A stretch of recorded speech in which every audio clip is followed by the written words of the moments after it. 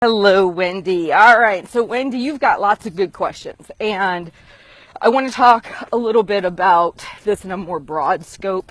So, it sounds like you're kind of what I like to call diet fatigued, where you have been on Weight Watchers, you have been on macros, you have been on everything. And believe it or not, that's where a lot of my coaching clients are when they come to me. They've been to every show and they're kind of tired of being at the show. So, you said, I don't want to be crazy about fruits and veggies. I don't want to feel like I have to track every stinking thing. Then don't, right? Become your own pilot of the Wendy ship. Don't look to somebody else to tell you what to do. So I have clients who will tell me, Heather, I absolutely feel it's silly to track fruits and vegetables. You know what? We don't track fruits and vegetables. We track the other things. Because honest to God, the fruits and vegetables are not going to be the thing that usually make it to where you can't make some progress. Now, that is more true for somebody who has 100 pounds to lose.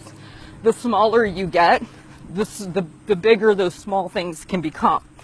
So then that begs the question, if you lost 10 pounds today, okay, today, boom, 10 pounds are gone. How is your life going to be drastically different?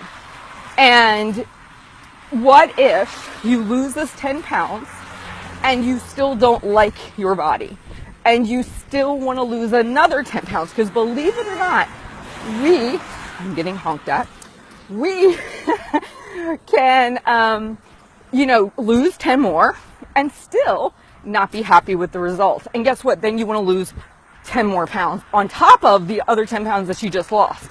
And so this creates a really, really vicious cycle. So I always say you want to create a life where two roads meet, the road of food and the road of fitness. Am I willing to track macros to this extent for the rest of my life? Is that something I'm willing to do? Am I willing to track all the fruits and vegetables? Am I willing to do? And if the answer is no, then stop doing it. Because the reality is this, you have to maintain your weight doing whatever it is you're doing right now. So I have periods where I brush up on really getting anal about my weighing and measuring of my food. But this is not an everyday 365. It's literally like a check-in, like going to a doctor. It's like a week where I kind of zero in on those things. If I feel I'm eating when I'm not hungry or stuff like that, I pay attention to that. But for the most part, yeah, I track every day and I eat pretty much the same foods because I like them and I love them. But I don't kill myself with, oh my God, did I have an extra apple today? Like you can get obsessively crazed about it to where it's miserable. And if you're that miserable, if you're feeling that torn, if you're feeling all over the place, create your own rules. Decide, okay, once a day, I'm going to put 50 calories into my tracker for fruits and vegetables.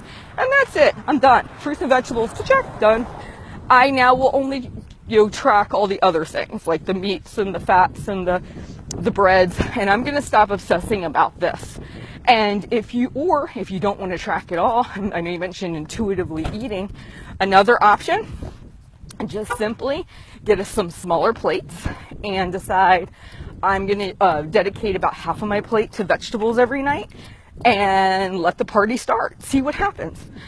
You don't have to follow anyone's plan, but I would say, where is that desire and determination to follow someone's plan coming from?